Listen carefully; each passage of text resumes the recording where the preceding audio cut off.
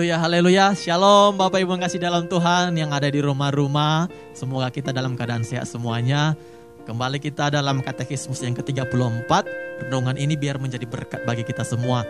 Dengan satu pertanyaan di sini dikatakan, apakah harus berbuat baik orang yang mendapat kasih karunia cuma-cuma dari Allah? Ketika kasih karunia itu sudah cuma-cuma, apakah kita harus berbuat baik? Nah, Bapak Ibu yang kasih di dalam Tuhan, jawabannya ya sudah pasti ya.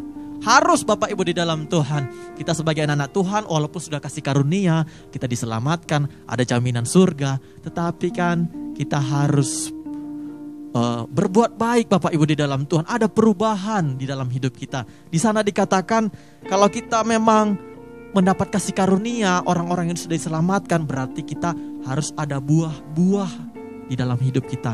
Buah-buah yang baik. Ya, yang dulunya kita mungkin orang yang marah, sekarang sudah sabar. Mungkin kita orang yang dulu bersungut-sungut, sekarang ketika dengar firman Tuhan, oh iya, kita harus berserah kepada Tuhan. Yang kedua, kalau kita memang mendapat kasih karunia Tuhan, menjadi orang Kristen yang baik, pasti kita menjadi teladan. Wah, luar biasa. Menjadi teladan memang gak mudah, ya, karena kita gak sempurna, tetapi ada hati yang mau berusaha menjadi teladan bagi anak-anak, bagi istri, bagi keluarga, bagi orang lain. Supaya ketika orang melihat, wah, ini memang orang luar biasa. Ya, anak-anak Tuhan. Ya, ada buah-buah yang baik dalam hidupnya. Di sana dikatakan Bapak Ibu dalam Tuhan, dalam firman Tuhan, saya akan bacakan bagi kita semua.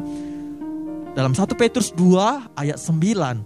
Tetapi kamulah bangsa yang terpilih, imamat yang rajani, bangsa yang kudus, umat kepunyaan Allah sendiri, supaya kamu memberitakan perbuatan-perbuatan yang besar dari Dia, yang telah memanggil kamu keluar dari kegelapan kepada terangnya yang ajaib. Kita ini pilihan Tuhan. Ayat 12-nya lebih luar biasa lagi. Milikilah cara hidup yang baik di tengah-tengah bangsa-bangsa bukan Yahudi, supaya apabila mereka memfitnah kamu sebagai orang durjana, mereka dapat melihatnya dari perbuatan-perbuatanmu yang baik dan memuliakan Allah pada hari Ia melawat mereka. Milikilah, milikilah cara hidup yang baik. Dahsyat sekali. Kita harus miliki, berarti ini perintah. Kita harus memiliki Bapak Ibu di dalam Tuhan. Luar biasa sekali. Charles Haddon Spurgeon berkata, bukan hanya akar, tetapi harus ada buah Bapak Ibu di dalam Tuhan semuanya. Ya, pohon itu bukan cuma akar, ya, tapi ada batang. Bahkan yang dinantikan orang apa?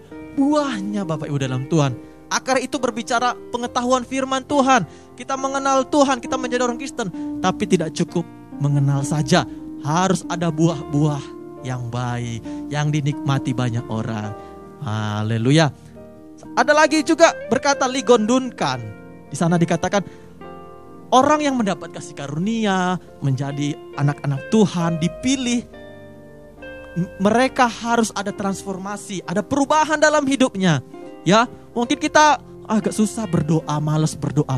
Tetapi ketika kita menjadi orang-orang yang sungguh-sungguh dalam Tuhan, sudah mulai rajin, berusaha Bapak Ibu di dalam Tuhan. Ada perubahan di dalam hidup kita. Ya, mungkin kita dulu orangnya khawatiran. Wah, sama dengan dunia, tetapi ketika kita sudah di dalam Tuhan, oh iya, kita harus belajar percaya kepada Tuhan. Dan supaya orang-orang bisa melihat, oh luar biasa, dia tetap tenang Bapak Ibu di dalam Tuhan. Sehingga kita bisa menjadi berkat bagi orang-orang sekitar. Saya akan bacakan untuk ayat yang terakhir dengan sore hari ini. Miliki cara hidup yang baik. Di ayat 12 tadi, milikilah cara hidup yang baik di tengah-tengah bangsa-bangsa bukan Yahudi, supaya apabila mereka memfitnah kamu sebagai orang durjana, mereka dapat melihat dari perbuatan-perbuatanmu yang baik dan memuliakan Allah pada hari Ia melawat mereka. Bapak Ibu yang dalam Tuhan, untuk penutup pada sore hari ini, mari kita memiliki cara hidup yang baik, ya. Ketika kita sudah mengenal Tuhan, harus ada buah-buah dan juga kita boleh menjadi teladan. Mari sama-sama berusaha supaya hidup kita boleh menjadi berkat. Tuhan Yesus memberkati.